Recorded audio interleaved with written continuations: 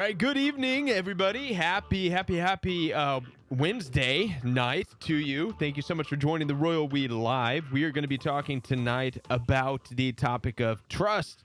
Who do you trust? How can you trust? What is trust? Are you even supposed to trust? Especially in a world of narcissistic abuse and coming out of narcissistic abuse. Trust is a huge issue, guys. Trust is a big deal. And so that's why I thought it would be pretty appropriate to talk about trust tonight. And just what is it? How do we do it? Are we supposed to do it? That's what we're going to talk about. But first, before we get into trust and how it pertains to narcissistic abuse and how we can protect ourselves by understanding trust, I want to say hi to everybody coming in. Hi, guys. How are you doing tonight? It's good to see you. Free to be. Kylie Lewis. How are you guys? I'm going to go ahead and get it off of that screen. I don't know how it got onto the support screen there. That's not exactly... that's not at all where I wanted it. But now you do know that there is merchandise, so at least. And but let's go ahead and continue saying hi to people as you guys come in. How you doing? Michael, Terry, what's going on? Jules, Freedom, how are you? Mary, Tyler, Mohawk. Telephone is already going off from Alberta. Caller from Alberta, if you're listening right now, if you would just call back in just a little bit. Actually, I will go ahead and answer it now. But caller from Alberta, you're going to be waiting for a little bit if that's okay with you. You're going to be waiting for a little bit, okay, while I get through the intro. All right, Fifi, how are you? Mrs. E, Judai, how are you? It's good to see all you guys. Karen Johnston, Renee, how are you? Jean Marie, Slazag, how are you? How are you guys? Terribly hard day, all. Sorry to hear that, Free to Be, but you are in the right place. And I know that you're going to have a lot of help from the community here. So grateful to see all you guys here tonight. Lisa, how are you? Carla, what's going on? All right, guys, let's go ahead and jump into the topic that we're going to be talking tonight so that I can go ahead and get into the telephone calls. All right. How does that sound? Sounds pretty good. Let me go ahead and get back to the main screen. The telephone number is up, guys.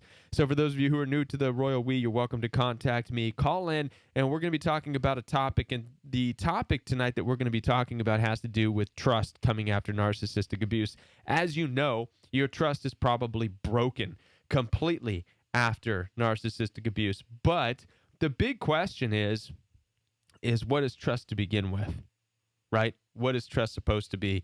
Anyway, so there's the telephone number going across the screen right there, guys. Let's go ahead and get into the topic for tonight.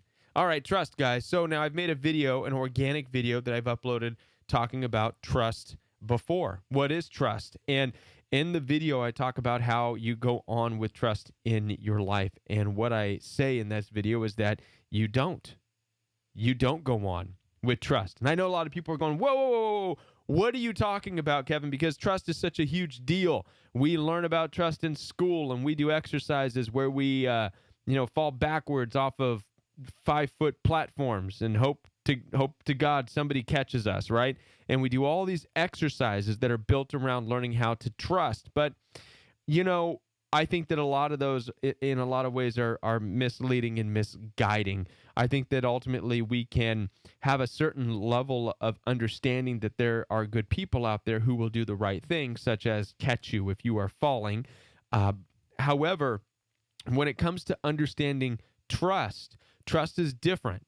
Trust is something where it insinuates that you are letting go of power. You are putting your life in someone else's hands. That is trust, right? There's certain parts in life where we have no choice but to do that, put our life in someone else's hands. Such cases would be when you're in the hospital and you are having some kind of emergency surgery. Obviously, your life is in the doctor's hands, right? And the skill that they have. Or if there's something happening and you need some kind of law enforcement or something, you know what I mean? You're trusting and you're depending. It's okay to be depending on the skill of other people and the good attributes and of other people, the good nature of other people. However, trust is something that you do on a long-term basis. It insinuates that you constantly put your well-being and you give over your power into the hands of somebody else. This is something that I challenge and say, no, that's not a good idea. We've come to find out that it's not good to constantly put your power and give it over to somebody else. So really, in actuality, the only trust that you need to have, the main trust that you need to have, is not in other people, but the main trust you need to have is in yourself, right? And so instead of trusting in other people, it's better to put trust in yourself. So draw back into yourself and work and practice on your own strength and your own integrity and your own responses and your own defenses to people and your morals and your values and your belief systems and why you believe what you believe, why your integrity is the way it is, why your values are the way they are. And when you establish this and you make this solid, then you trust in that. You trust in yourself. And when you trust in yourself, you don't have to worry about the abusive narcissist, because when you trust yourself and your own integrity and your own morals and your own values and your own understanding and your own experiences, when you trust in this stuff, then they won't be able to affect you. Okay?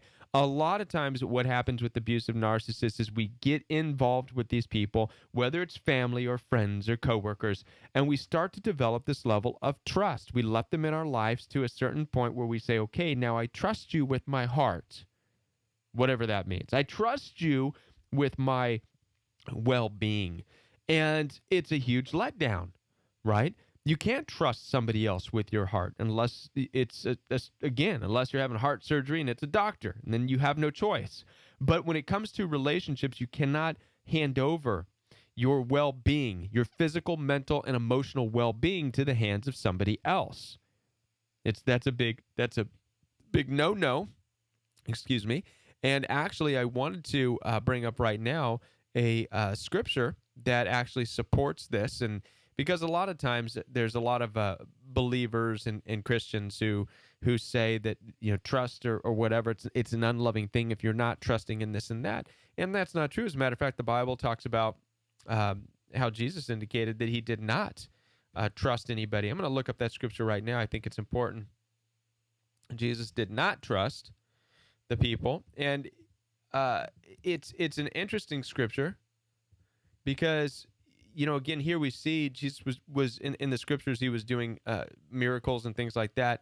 John 2:24, and I've brought this up before, and it says here, while he was in Jerusalem and he was doing his teaching and preaching and doing great stuff, and many people saw him and were believing in his name. So in other words, many people were coming and they were pining over him, and you're amazing, Rabbi, you're amazing teacher, and they're reaching for him and all this and that. But it says this in John 2:24, it says, but Jesus did not entrust himself to them. He did not trust them, for he knew all men. And this is, it's said a little bit differently in different versions of the Bible. In this one, it says, for he knew all men. In other ones, it says he did not trust them because he knew humanity. In other versions, it says he did not trust them because he knew mankind.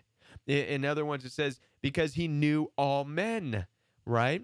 And when it says in the scriptures all men, it's not just meaning men, it means mankind. It means humanity. Jesus did not trust humanity. In other verses, it says he did not trust the hearts of humanity because he knew the hearts.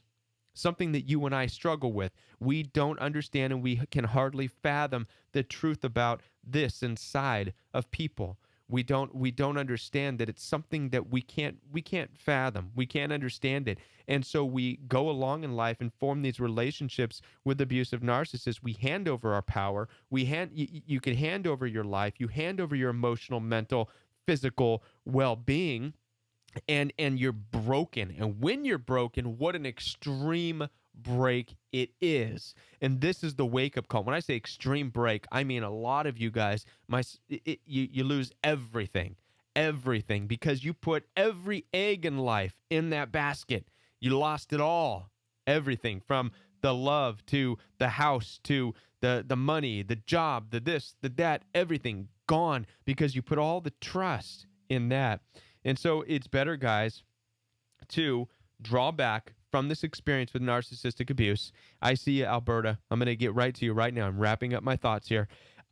pull back now. Bring that trust back into your own life. Again, build up your defenses, your morals, your values, who you are, why you believe what you believe, what your integrity is, what you're going to do, what your resolve is, and your ability to love other people. And you put your trust in that. Put your trust in your responses. And when people come around, when narcissists come around trying to have their way with you, you trust in yourself and in your responses. And in order to do that, get prepared. Be prepared to respond in a way in which always is a symbol of what you are, of what you believe, of your values and your morals. And do not give an inch, especially when you don't really know people. This is the beginning of narcissistic abuse, when you hand over power to people you don't really even know. All right? All right, guys. So with that, I want to hear your guys' thoughts on everything that I just talked to about trust, or the non-existence of trust, or all that. We're going to go ahead and go to a phone call from Alberta, who's been waiting patiently. Thank you so much. You're live on the Royal We. Hello. Well, hello there, Kevin. How are you? Can you hear? I'm well, thank you. I have a little bit of trouble hearing you. I hope you can hear me okay. I gotcha. Yeah. Okay. Well, I didn't know what the topic of discussion was tonight, and I'm a little bit off from that. It's more along the lines of sibling narcissistic abuse. Okay. But yeah, there's trust issues in there.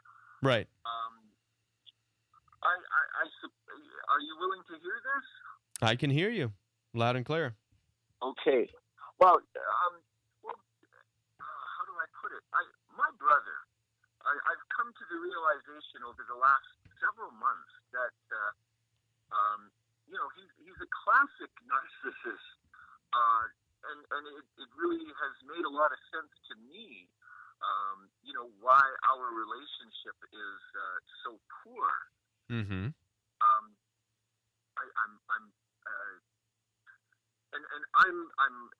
I can deal with this, but my concern is his children. They are late teens, early 20s. Okay. And I see signs of abuse in them quite a lot.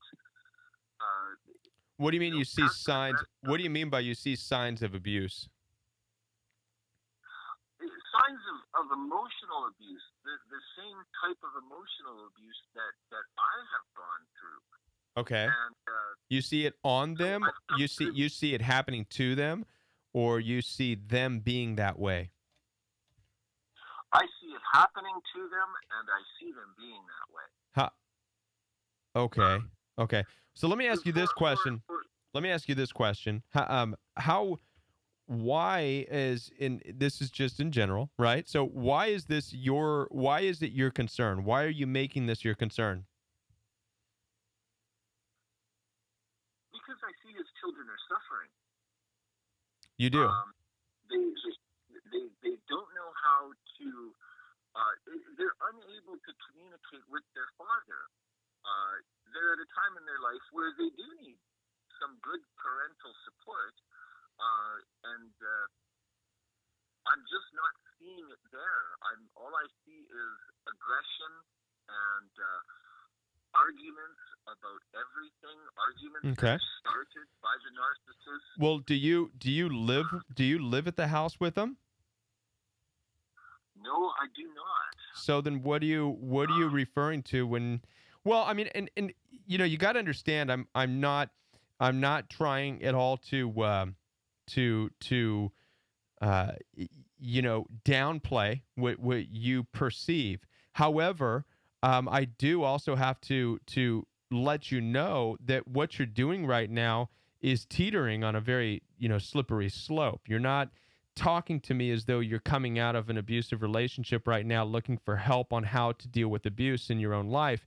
You're coming at me pointing a finger at your brother and how he's raising his kids and leading his family and stuff that really is not, you're not there to see it every single moment of every single day. So how much of this is just a result of how he treated you growing up, and how much of it is real and actually going on, I don't know, right? And here's the reality. The reason I'm saying this is because it's not your position to go in and judge and start stuff up because you don't agree possibly with the way he's raising his kids. Do you understand me? When we talk about going no contact, it's to protect yourself so that you can get out of an abusive situation.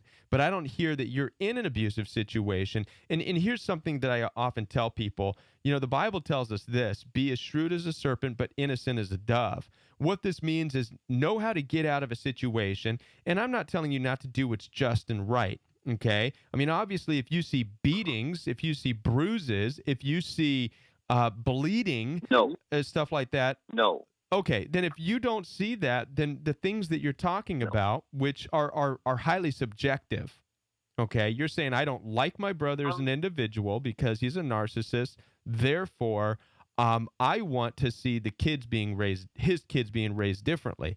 Highly subjective. So what I would say is, and ask you is, do you have a family of your own? No, actually, I am single. Okay, and so here is an issue, and this is typical. Okay, a lot of times what I notice is that when you don't have a family of your own, suddenly you create the closest of your kin, your brother, your sister, your mom. All their business becomes yours, right? You should, and you have a need, obviously, to be raising and guiding your own. That's really where this is coming from. And this can produce a lot of disagreement in you, right? You can almost look at it, and I know you're not saying it, but somewhere deep inside is this: I would be doing it different. I would make sure that it's not a narcissistic environment. Okay, you follow me on that? And that's why I said it's a slippery slope. Okay, so really, ultimately, You're right. you cannot trade in your uncle. That's all you are. That's all you'll ever be, right? You're going to be better off just fulfilling your role of uncle. Be there as the best uncle you can be, and not try to step in and parent to make up for the fact that you yourself at this time in life are single and aren't guiding your own family, which is where you is where you truly desire to be, from what I gather. Well, I've sort of passed the point where having a family is feasible for me. But that's not the point. How can I put this? How this my brother treats me in a very contemptible way, which is very hurtful, and no sense of empathy, never get an apology. Right. Start many fights with me, and really leaves me feeling really down and terrible. That's narcissistic. That's narcissistic abuse. That is. Yeah, That's it. But here's that is it. That is it. And so, but here's the reality of it. You cannot change him. I know. What I suppose I'm asking for advice, because I see him treating his kids pretty much the same way that he treats me. You can't, but that's not right. But that's not your responsibility. So I'm trying to tell you. This is my advice to you. My advice to you would be this, okay? There's obviously the drama, the tension. It's not going to change. You need to get away from your brother. You need to stop. The issue at this point, I could tell in your voice, here's what you're saying. I want to change my brother.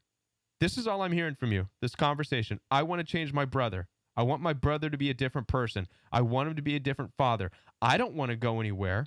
I don't want to have to be the one to cut off and go no contact. I want him to be better. Okay? It's not going to work. It's not going to work.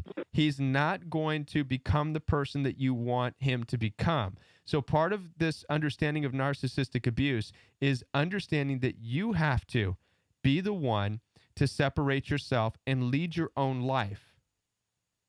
That's what it's all about. Yeah. You've got to distance yourself, and you have to lead your own life. And you have to stop making him your concern. It's not your concern.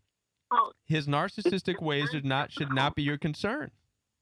The reason your brother's is I'm going to tell you right now, the reason you're making your brother your concern is because you're not living your own life. And I know that's the harsh truth. I know you don't want to Oh, hear it, but I can tell. You're not living your own life. well, you are partially right. There is a family tie there that um, it's not like a personal relationship, with a friendship or a lover or something like that. It's family. I just see other people going through the same thing that I have gone through, and is there any way that I can help them to give them advice on how to cope with this type of a person? Because Yes, the way you cope, they don't. the way you cope is you don't. When it gets to that point, listen, when these people, because the reality is you care more about him as an individual, and I understand your heart in that, than he cares about you. And it comes to a point where it can almost be obsessive. Again, I want you to take some steps back and look at what's going on in your life. You're single. You don't have a family of your own. And so you have no choice. And I don't know what your other relationships look like, but you're constantly looking at your brother who's a narcissist and has been rejecting you all your life. And you're still trying to get a foot in that door. And I'm going to tell it to you this way: at some point, you were to listen. I use the scripture. I lean on the Bible in these issues, and it says this in the beginning. It was instructed, beginning of Genesis. Therefore, a man should leave his mother and his father, leave them, cleave to his spouse, and the two shall become one flesh. The only unification that the ancient people ever mentioned and talked about is the unification between a husband and a wife. That represents a oneness. There is no unification and oneness that was ever written that's supposed to be in a family. Family meaning parents, mom, dad, brother, sister. That's not unification, right? And we see this all throughout history. Cain killed his own brother Abel. I'm sure you've heard of that story. What does this tell you? Okay, so what does this tell you about the dynamic of family? It tells you that there's no unification there. That's not where unification is supposed to exist. So ideally, at some point in time, you were supposed to move on with your life and form your own family with your own unification and your own rules and how you raise your kids. And so since that hasn't happened, now you're struggling to try and keep that 1 foot in with this relationship with your brother. You can have a relationship with your brother. However, you're going to have to, if you choose. I'm telling you, it's probably not a good idea at this point, because what's happening is you're striving for a good relationship, for rationality, for a reasonableness, and for this empathic, compassionate relationship to exist between you and your brother. It sounds like your brother is a classic abusive narcissist, which typically means he does not care about you in the same way. He doesn't care about anybody in the same way. He's probably very cold, very distant. He can call you names. And the more you go to him, the more you go to him groveling, the more powerful he feels. And so at some point, you've got to get out of that. Yeah. Well, to be honest, I'm not groveling, and I've dramatically limited any of our contact Good. For some time now. But I do keep in touch with the kids. Okay. And they tell me stories about how dad did this and dad did that, and I am so there with them. I know exactly what they're saying, and I tell them so. But I've never said to them, your father is a narcissist. I can't say that. I don't know how to approach it. But if there was anything that I could say to them that would help them realize the situation that they're in. How old are they? How old are they? They are 18 and 22. Sure. Send them my videos. I mean, or talk to them. It doesn't, it's not, here's the thing. You're not going to save them, right? They will, because they're young adults now. 18 and 22. Uh-huh. They're almost out on their own. All right. So Yes. yeah, so you don't have to worry about them being, hurt and damaged like they're 6 or 5 or anything like that. It's not that situation. You're dealing with young adults now. They're going to be out on their own now. So again, going back to being the best uncle that you can be there for them. You don't have to trash talk their dad, your brother. You don't have to slam them. But if they come to you and specifically say, "Hey, what's going on? I noticed this," then absolutely, I don't see anything wrong with saying, there is narcissism. It's real, right? It's a lack of empathy, and this is what I see. And you can be honest with them. This is what I Well, grew. This is what I grew up with, and that's all you can do. You can help people when they come to you and they're looking for help. But what I would well, not, I'm glad that you said that yeah, because I didn't want to use the N word, the narcissist word to them. I didn't sure. want to get them, on a road of I don't know, pain of realization. But I don't see any other way. Yeah, It's very difficult, as yeah. I'm sure you know. Well, I understand. Well, Uh, listen, I thank you for calling. I think you sound like you're definitely reasonable, rational. You want to be a good uncle, so continue on that path. I would stay away from trying to get in there and disrupt, everything, and at some point understand that can cause more problems, right? If you start going in there, yes, guns blazing, you're a narcissist and a terrible father. Boo. You know what I mean? All you're going to do no, is yeah. All you're going to do is create problems. And so you don't want to do that. And so just be a good uncle. Be there for your nephews if and when they come. And that's it. Right on. And other than that, I would stay clear of I your brother. Right on. I got you, brother. All right. Thank you so much, and your videos have been a really big help to me. Thank you. Appreciate that. Thank you. Bye bye. Bye. All right, guys. Telephone line is back open. And I didn't mean to come across as harsh in that, but a lot of times when we got to be careful when we're dealing with our trying to work things out and figure things out. Guys, it's one thing if we are wrestling and dealing with abusive narcissists on our own, right? And what I mean is that we're trying to get out of a bad situation. We're trying to go no contact, and we're discovering these things, and our eyes are opening. That's one thing, and that's what we're here to do, is to help people grow and learn and heal. But it's something different when you're looking at a different relationship that really is not it's not up to you or me. I have no right, neither do you, to look at someone else and go, well, I don't like the way they're raising their kids, and I think that, you know what I mean. I want to do something about that. No, no, no. That's that's that's kind of asking to dive into trouble, right? We're trying to stay out of that. We're trying to be available to be able to help people and not dive into it. And we got a call here. You're live on the Royal We. Oh, guess not. The telephone line is open, guys.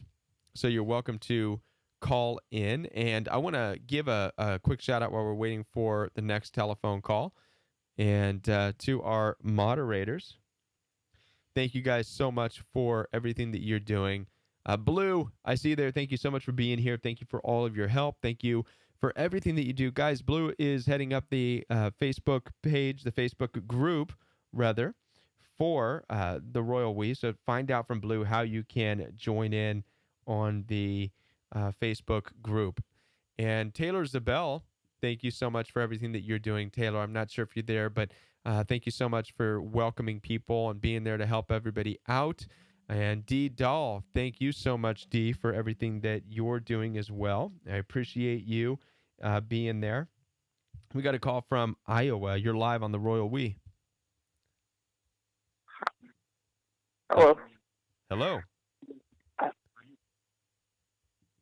Hi. I'm recently coming out of, a narcissistic abuse, and actually I've been,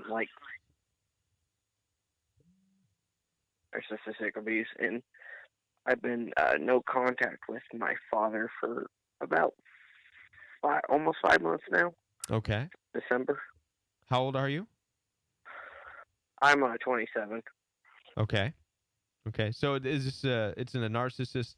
The narcissist is your father that you've been dealing with all your life. Is that correct? Yes, that is correct. Okay. Are you currently It is. living with them, or are you on your own? I was living with him a couple of years ago, and Okay. my brother was also living with him, and I've been kind of dealing with like survivor guilt and stuff. Survivor guilt. Yeah. You know, one of the difficult, the most heartbreaking part of dealing with abusive narcissists is that, especially as parents, is that you probably weren't guided in the right way into to get on and to move on and to become everything that you're called to be. Right. So 27, you're still young, but you're getting at that place. Obviously, you should not be living at home with your dad, right, anymore. And there's a lot of reasons as to why this is true. First of all, your dad is always going to be, in his own mind, he's going to be dad. That's it. He's got the dad hat on, and when Hmm. it comes to the dynamic of the relationship with you, right, which means that if you're under his roof, if you're living with him, if you're the one in need, he's going to treat you like a dad, like he always has, which probably is a kind of cold, and however that relationship was. But at this point in time, you don't need that. You don't need a dad in your life. You're 27, almost 30. You are in a place in your life where you should be moving on and being prepared to be a dad yourself, right? And I am. so, again, I fall back on some of the ancient theology in this. Therefore, a man should leave his mom and dad, right? That's the first thing you got to do. Figure out your escape plan. How are you going to get out of there? How are you going to break away from those shackles that are keeping you at home? Wow, that's really good. I mean, it's the truth, because it is shackles. And as long as you stay there at home, you're going to be shackled up. How are you going to live your own life? How are you really going to make something of yourself if you're still hanging around dad and mom, or dad? They're not going to That is provide true. they're not going to provide your life for you. Even if they put a roof over your head, they're never going to be the ones to motivate you to, you know, become all that you're called to be. You've got to find that on your own, right? Through the pain and the awkwardness of stepping out and getting out on your own. I have been doing that slowly but surely. Every day, like they'll, making friends at school, and I go to college part time, Right. and I've been like accepting the fact that my father is no longer in my life, and working on, going to therapy and getting help for grieving with all that, Sure. trying to just basically put myself back together because I didn't exactly have a good upbringing. My mother was also narcissistic, so that didn't really help things either. Yeah. No, I get that. I understand. From one person to another, from one guy here to you, my dad was gone when I was 4. All right. And so I had different stepdads that, weren't the best either. I mean, how could it, stepdads are not like the ones they show on TV, right? New man Oh in the no, family. It's not like that. Mine never was. And so I understand no. that, right? Trying to fit in and trying to have that relationship with your father. And I've had to come to terms and understand, the dynamic of the relationship and the type of person my dad wanted to be and what he wanted to do, and doing, he did what made him feel good in life. Okay. So did my Hmm. mom. So did my mom. Right. And so you're going to have to find a way to get out from underneath that spell that says that's going to change, that you're going to have this great relationship, that they're going to be the one to motivate you, and they're not going to. So it's got to hit you, right? In some rock bottom way, it's got to hit you. This is your life. This is it. You know what I mean? And so every day that goes Yes, I by do. where you're pining for some relationship with your dad and your mom, you can be out making your own life. And that's what you need to do. right? Even if you got to start with a small job and get your own little apartment, just do it, man. I do have my own apartment, actually. Good. Then you're I've, already I've been here. well off. And stay there. Process it. Process the pain, right? I have been. And that's it. That's it. Been processing it and healing and just trying to put myself back together and get out there and, make it a life for myself. Yeah. The best I can. That's it. That's it. And understand that, most families don't look like what Walmart and Hallmark Christmas cards show us. Okay? We've grown. Don't. Yeah, we've grown into this delusion that families are always hugging and kissing each other around Christmas trees, and we know that's not true. It's just not No, true. it's not. Definitely not. It's all a big scam to get people to buy Christmas gifts and then go and have holidays together with people they really can't stand to be around and act like you're having a good time, right? So, you're on the right path. You're healing. I want to recommend a group to you, a group called Celebrate Recovery. There's one in almost every major city, and it's a great place to, Celebrate Recovery. Look it up. It's free, and it's a great place to be able to go and just talk about this stuff, talk about family, talk about where you're at. It's a way to connect with people, in group settings, some collective healing going on. So Celebrate Recovery. Check that out. I recommend you. I will. I recommend you do that. Become part of that. Okay. Thank you so much. You bet, man. I appreciate that. Thank you. Thanks for calling. Thank you. All righty. Have a good night. All right, guys. Well, we're going to wrap it up pretty soon here. I will take one more telephone call, a quick one, before we wrap it up and say goodnight. And before I do, guys, I want to let you know that if you would like to support the Royal We and what we're doing, you're welcome to donate. You can donate through the PayPal link that's on the homepage channel. Now, I know the PayPal link does not work in the description box for some reason. We got a call from New York. Hang on, New York. I'll be right with you. But we've got the PayPal link in the description box down below doesn't work. But if you go to the Royal We channel, the YouTube channel, you'll see it in the link at the homepage. Click on that, and you're welcome to donate. You can donate one time. You can donate monthly, whatever you feel led to be able to support this ongoing effort to help heal other people. There's also merchandise that you can buy to also support the Royal We. Now, this does work in the description box. There's a link to the store, and you're welcome to browse through there and be able to support the Royal We, not only financially, but also by wearing the Royal We out there, so that you can be able to support by wearing it and strike up conversation with people when they ask, hey, what's the Royal We? And you can share with them. And it's a great way to be able to just reach out and connect with other people who may be down and out in their own relationships, guys. So let's go ahead and take this call now from New York. Thank you so much for calling. You're going to be the last caller tonight. How are you? Hi, Kevin. Thank you so much for taking my call. You're welcome. You've this is probably the most helpful support group that I've found, and I'm so glad you brought up the issue tonight about trust. Mm-hmm. But for me, I'm not in a depressive state, but I found that my personality, which used to be outgoing and fun-loving, I'm more of an introvert. I don't talk much to people. To go out, aside from work, it takes a lot. And I don't know if this is part of the process of what I'm going through, but, it is lonely. Yes. It's a struggle because I don't know the person who I am right now. It's not the person I used to be. And I just I want to know if this is normal for someone. So here's what's normal. Here's what's going on, right? And we talked about this before. When you experience narcissistic abuse, and in your case, was it a spouse or family or all of the?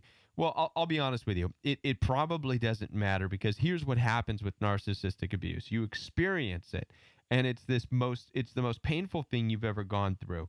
But as you heal and you go no contact, it's your eyes are opened. Okay? Some people refer to this as taking the red pill. And suddenly you're aware that this wasn't the first time you experienced narcissistic abuse.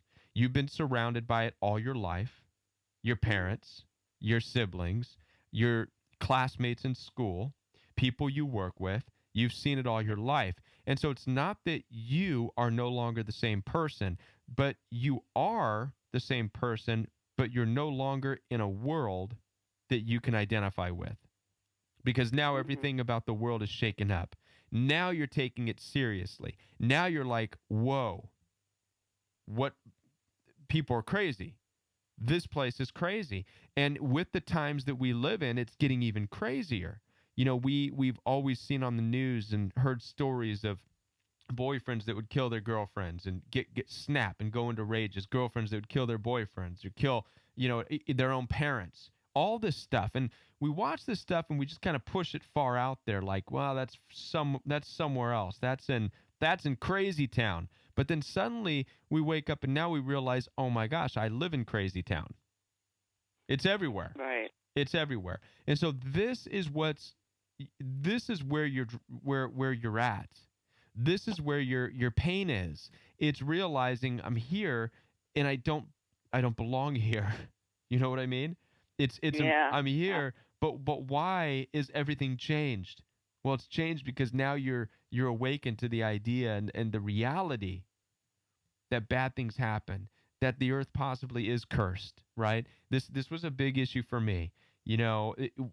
Being a Christian, I always loved and fell for the whole, everybody's good, look for the good in everybody. And, Christianity, we're all a bunch of love bugs. Let's go and sprinkle our love confetti all over everybody and preach the word of God and then turn and hug everybody and we'll all hug it out and live life like hippies, right? Because that was the Christianity that we kind of bought into. That was the whole, Southern California, Billy Graham, Chuck Smith. It just kind of spread this hippie-ish Christianity idea.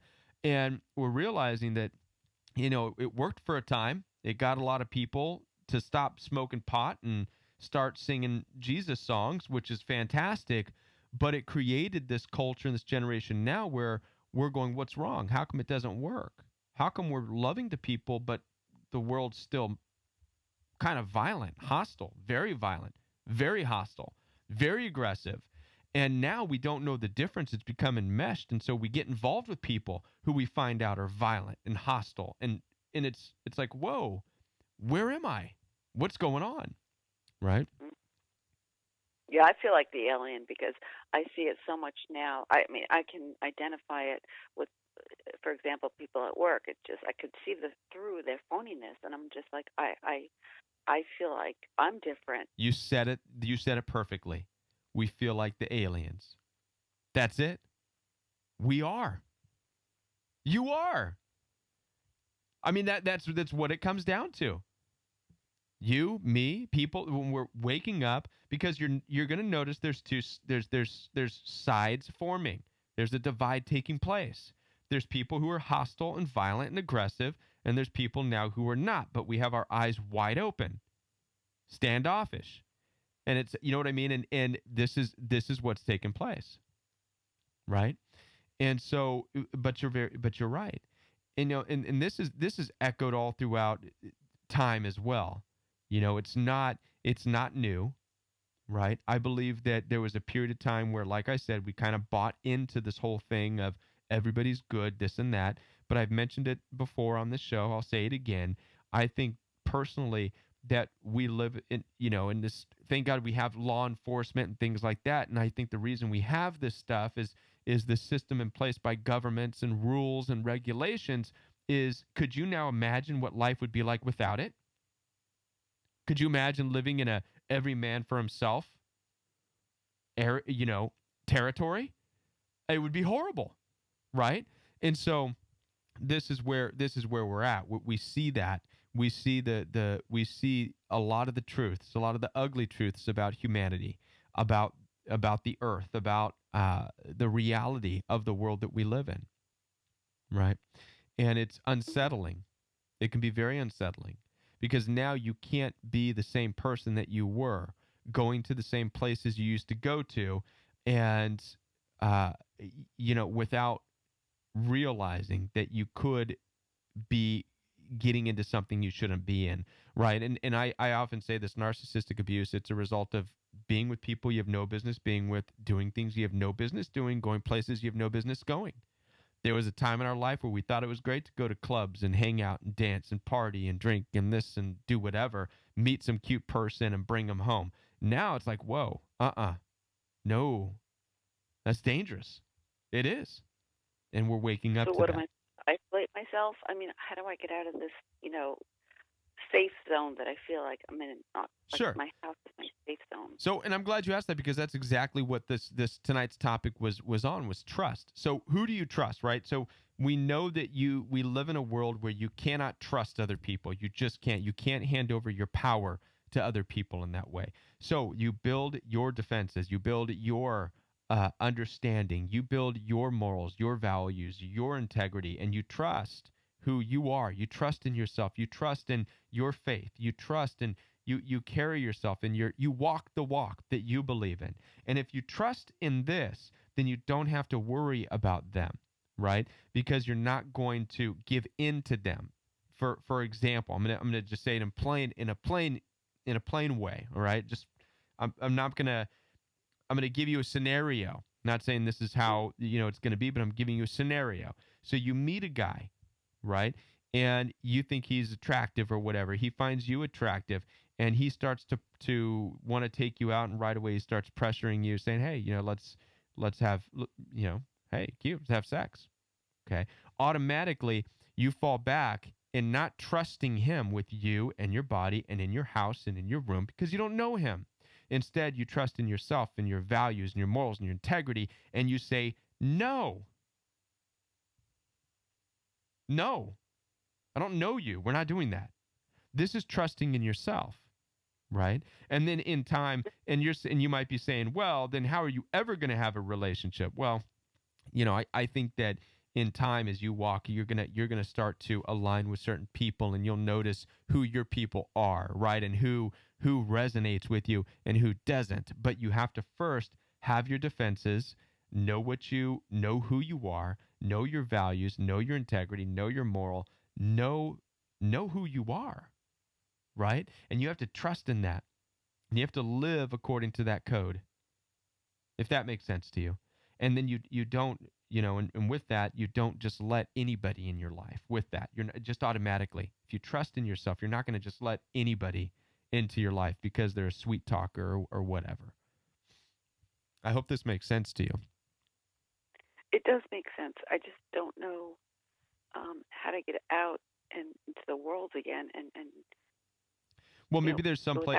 Well, maybe there's some things in the world that you did in the past that maybe you should not be doing anymore.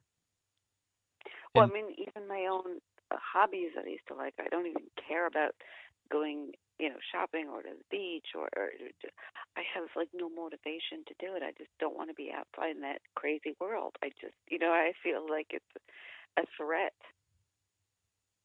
You feel like the threat around you, right? No. Right. It takes time. It does take time.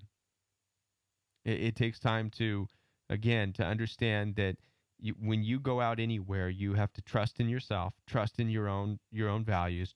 As I said, the same thing, and it takes time to build up that strength. It really does. Okay. There's a lot of things that maybe you used to be into that you're discovering that you really weren't into.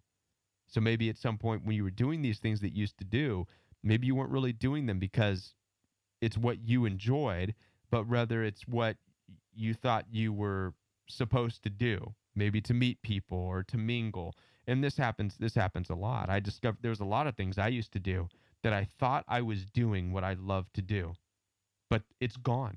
The desire to do those things is gone. I'll be honest with you, with the whole community. I was a worship leader for a long time for big churches. I played bass, and I learned how to play bass, and I thought for sure that was my calling, to be a bass player on worship teams. And we were doing the whole Hillsong gig and all this stuff and the whole light show, and the desire's gone. Over the past couple of years, it just went away. I realized that's not what I wanted. I did that because I thought that it was something that I was able to, I was doing it because I was trying to fit in a way. I was trying to find my identity by the responses of other people. Does this make sense? And it's not, it wasn't something, it wasn't something that was really what I believed my calling. And I even felt it there a lot of the times too. I was doing it over and over and over again and giving myself into it. And it was a great experience, don't get me wrong. And we can say that about these experiences in life. They're good experiences, but we're realizing that no, that's not who I am, right? It's not my calling. It was an experience, but it's not who I am. And so you really need to just draw back and start to just reflect and find yourself in all of this. Okay? Don't be upset that you don't have a desire to go back to the beach right now. Don't be upset that you don't have a desire to go and do the things you once did. Okay? And a lot of it, too, is yourself. You don't want to go back to the same person that you once were, because that person that you once were is kind of what got into and missed the red flags of the abusive relationship. And so your body and your mind and everything's fighting against doing that as well, right? And so you're just in a phase of trying to figure things out. Who are you really? And a lot of it has to do with making sure we're not doing things to impress or please other people, which is a typical empathic thing to do. When you are a person of compassion and an empath, you typically want to get out there and make sure everybody feels good and comfortable and please people, right? So a lot of that has to be drawn in, and it has to be re-guided. What are you really doing with these gifts that you have? The gift of being an empath. What are you doing with it? How are you using it? And it needs to be re-guided. So you're saying eventually I might, I was a very social person. I always liked to be out with people and have fun. Mm-hmm. So eventually that desire will reemerge. It's just a temporary temporary. It's going to reemerge, but it's going to be different. It's not going to be the same. And you're going to have to grow into the pain of understanding it's going to be different. It's going to be different. Right? How do you come out of an abusive situation that you did not expect, but you know that the person you were led in some way, shape, or form to experiencing that? Okay? So how do you go back to being that person again? You can't. Your body is not going to allow you to, and you shouldn't want to. So you're going to have to roll with the changes that your body is making. Give yourself time. Your body wants to, not only does it want to find homeostasis, but it wants to survive. And when you experience what you experience with narcissistic abuse, everything inside of you is saying, wow, what just happened? How do we change this? How do we make sure this doesn't happen again, right? And so things are going to change. You're changing. It's going to reform you, right? It's the refining fire of the world. And it's perfecting you so that you can be protected and strong in your boundaries and in your understanding, right? Mm-hmm. That's part of it. This is part of the process of healing. You're not going to go back the same person. You're going to go back a stronger person. Okay? So it's going to look different. It's going to look different. You will be social. Right? There's nothing wrong with being social, but you're going to be more aware while you're being social. So a lot of it's just growing into the adjustment. It's growing into your new wings, if you will. You know what I mean? It's growing into your new understanding, growing into your new awareness of the world and of relationships and of people. So you're growing into it. Okay? You don't want to run from it. You want to grow into it. and still go out and meet people and talk, but you're going to be doing it with a new awareness. And it will happen. It will.